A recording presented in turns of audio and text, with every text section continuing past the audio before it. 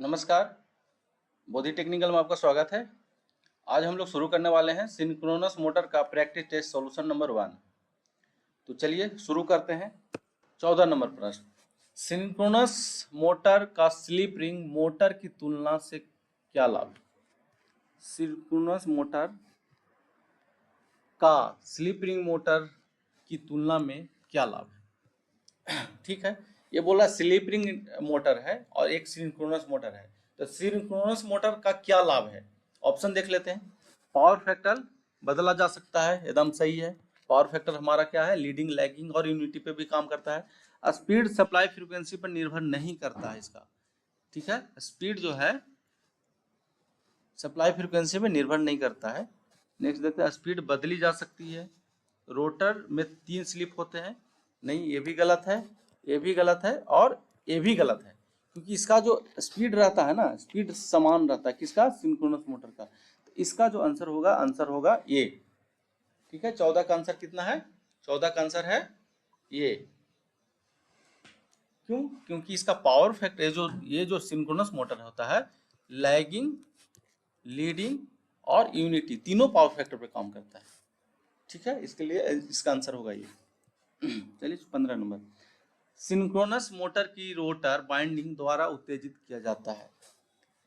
फिर ये आंसर लगता है शायद रिपीट हो रहा है, क्वेश्चन रिपीट हो रहा है। उत्तेजित से प्राप्त डीसी सप्लाई द्वारा, ये प्रश्न जो है रिपीट हुआ है। एक और प्रश्न शायद 3 या 4 नंबर में पूछा गया था, तो इसका आंसर है सी। चलिए इस पर विशेष चर्चा नहीं करेंगे क्योंकि ऑलरेडी चर्चा हो चुका है।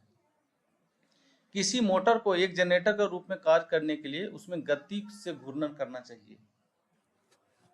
कार्य किसी मोटर को अगर उसको जनरेटर के रूप में कार्य करना है तो किस गति से घूमना चाहिए?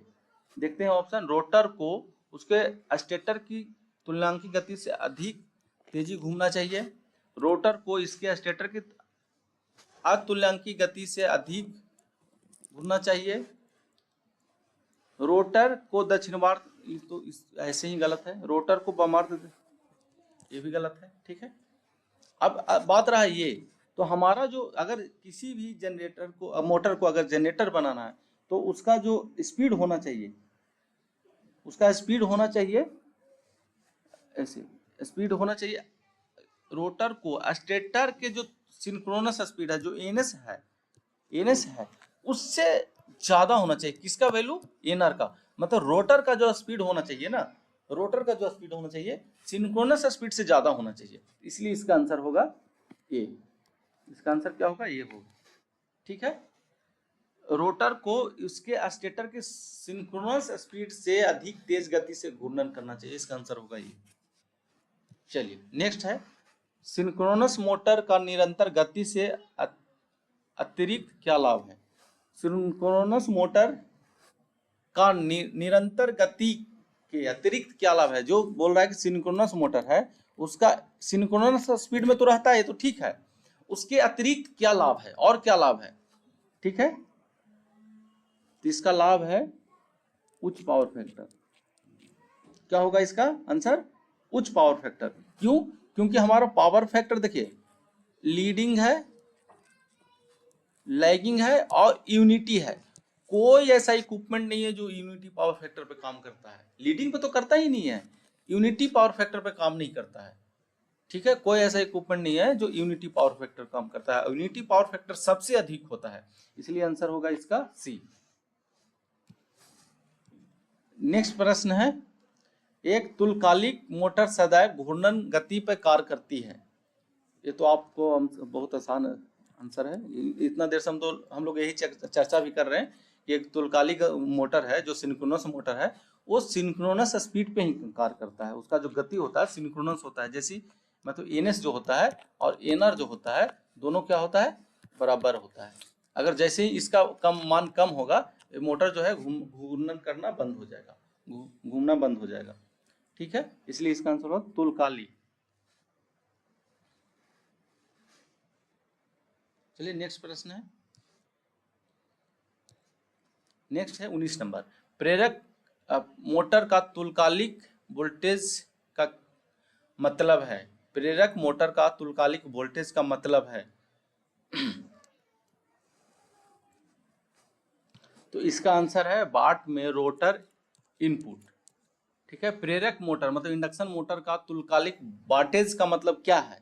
तो वाट में जो होता है रोटर का इनपुट, जो वाट में रोटर को इनपुट दिया जाएगा वो उसका सिंक्रोनस वाटेज होगा।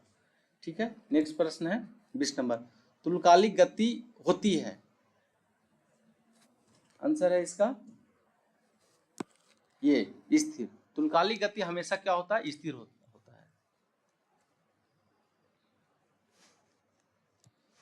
नेक्स्ट है तुल्यकालिक मोटर में मंदन कुंडली लगाने का प्रयोजन क्या है? इसका अभी हम लोग चर्चा कर चुके हैं कि जो डैम्पर वाइंडिंग होता है, ठीक है, डंपर वाइंडिंग होता है, उसको लगाने का क्या प्रयोजन है? तो रोटर की गति को स्थिरीकृत करना, रोटर को दोलन को मंदित करना, आवश्यक स्टार्टिंग बाल घूर्णी। इसका आंसर है बी एंड सी। देखिए हमारा जो डैम्पर बाइंडिंग इस्तेमाल किया जाता है ना, हम इसको पहले भी चर्चा कर चुके हैं कि जो ये रोटर होता है, रोटर के जो पोल होते हैं, पोल में लगाए जाते हैं। इसका दो पर्पस है, एक तो स्टार्टिंग टॉर्क देना, सिंक्रोनस मोटर सेल्फ स्टार्टिंग नहीं होता है, उसका स्टार्टिंग टॉर्क देना, और दूसरा जो हंटिंग इफेक्ट होता है ना, हंटिंग इफेक्ट, जो लोड के साथ रोटर का जो जर्क होता है, वो मतलब कौन जो है बदलता है, उसको भी कम करता है। ये क्या कौन करता है? Dumper binding. तो डंपर बाइंडिंग क्या बोलते हैं? मंडन कुंडली की बात करता है।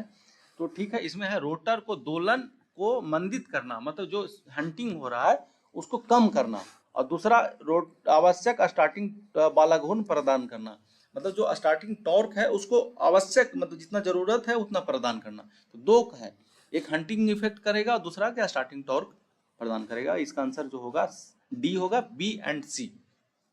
ठीक है, नेक्स्ट है तुल्यकालिक मोटर को डीसी सप्लाई एक डीसी जनित्र से दी जाती है यदि जनित्र जुड़ा होता है। तुल्यकालिक मोटर को डीसी सप्लाई एक डीसी जनित्र द्वारा दिया जाता है। यह जनित्र जुड़ा होता है मोटर के पोल से, मोटर के सॉफ्ट से। ठीक है, डीसी जनरेटर कौन सा इस्तेमाल किया जाता है? शंट। नोट कर लीजिएगा, शंट इस्तेमाल किया जाता है। डीसी जनित्र जो इस्तेमाल किया जाता है, शंट जनरेटर इस्तेमाल किया जाता है। ठीक है, कहीं लगता है मैं शंट मोटर बोल दिया हूँ क्या? शायद मुझे लग रहा है कि ऐसे मैं कहीं शंट मोटर बोल दिया हूँ, ध्यान रखिएगा, क्योंकि हमको सप्लाई चाहिए तो डीसी शंट जनरेटर का इस्तेमाल किया जाता है। ठीक है, अब शंट जनरेटर कहाँ स्थापित होता है? उसके जो सॉफ्ट होते हैं ना, जो सिंक्रोनस मोटर के जो सॉफ्ट होते हैं उस पर स्थापित किया जाता है। ठीक है, डीसी सप्लाई देने के लिए। नेक्स्ट है भार के लिए उपयुक्त मोटर जहां निरंतर अपेक्षित गति है। भार के लिए उपयुक्त मोटर जहां निरंतर गति अपेक्षित है, मतलब भार के लिए वह मोटर जहां पे निरंतर गति अपेक्षित है, मतलब सिंक्रोनस मोटर होगा, क्योंकि हम जहां पे हमारा निरंतर गति चाहिए, मतलब एक फिक्स गति चाहिए, वहां पर कौन सा मोटर का इस्तेमाल किया जाएगा? सिंक्रोनस मोटर का इस्तेमाल किया जाएगा। तो इसका आंसर भी है बी। ठीक है, नेक्स्ट है तुल्यकालिक मोटर में स्टेटर विरोधी बी बाबा मतलब बैक ईएमएफ का परिमाण निर्भर करता है। जो सिंक्रोनस मोटर है उसमें ईबी का मान किस पे निर्भर करता है? इसका भी शायद हम लोग एक प्रश्न आ रहा था, दूसरे रूप में आ रहा था, लेकिन ये आया है। ठीक है, तो इसका जो निर्भर करता है सिर्फ डीसी उत्तेजन पर निर्भर करता है। हमारा किस पे निर्भर करता है? सिर्फ डीसी उत्तेजन पर निर्भर करता है। जो फील्ड का एक्साइटेशन है सिर्फ उस पर निर्भर करता है, किसका? Back EMF. ठीक है, आगे है 25 नंबर प्रश्न, तुल्यकालिक मोटर को 24 नंबर का जो आंसर है वो डी है, केवल डीसी उत्तेजन पे। ठीक है, 25 नंबर प्रश्न है तुल्यकालिक मोटर को प्रचालित किया गया जा सकता है। तुल्यकालिक मोटर को प्रचालित किया जा सकता है केवल पश्चगामी शक्ति गुणक पे, केवल अग्रगामी, पश्चगामी अग्रगामी शक्ति गुणक दोनों। ये इसका आंसर जो होगा, इसका आंसर होगा सी। क्यों? क्योंकि हम बार बार चर्चा करके आए हैं कि जो ऐसा इंडक्शन, ऐसा मोटर है जिसका लैगिंग, लीडिंग और यूनिटी, इसमें यूनिटी की तो चर्चा नहीं किया है, लेकिन कम से कम दो तो दिया हुआ है ना। तो पश्चगामी अग्रगामी जो है शक्ति गुणक दोनों पे इसका प्रचालन किया जाता है। तो इसका जो आंसर होगा, आंसर होगा, कंफ्यूजन हो रहा है, इसका जो आंसर होगा सी। तो चलिए आज का जो हमारा लेक्चर है प्रैक्टिस टेस्ट सॉल्यूशन नंबर 1 वो समाप्त हुआ। अगर मेरे चैनल पे नए हैं तो सब्सक्राइब करिए, वीडियो को लाइक करिए और वीडियो को शेयर करिए, ताकि मेरा हौसला जो बना रहे और मैं आपके लिए बेहतर से बेहतर काम करता रहूं। अभी और मैं कोशिश कर रहा हूं कि आपके लिए बेहतर काम किया जाए, ढंग से काम किया जाए। मैं तो ये सोच रहा हूं कि जितना भी चीज़ें मैं बता रहा हूं इसको एनिमेशन के माध्यम से बताया जाए, ठीक है। मैं ये कोशिश अभी कर रहा हूँ, लेकिन देखिए अभी धीरे धीरे आपका अगर मेरे वीडियो में इंटरेस्ट जगेगा तब मैं वो काम शुरू करूँगा, अभी मैं काम नहीं शुरू करूँगा। लेकिन मेरा कोशिश है कि सारा जो है एनिमेशन से बताया जाए, ठीक है। तो चलिए आज हम यहीं समाप्त करते हैं इस वीडियो को। Thank you.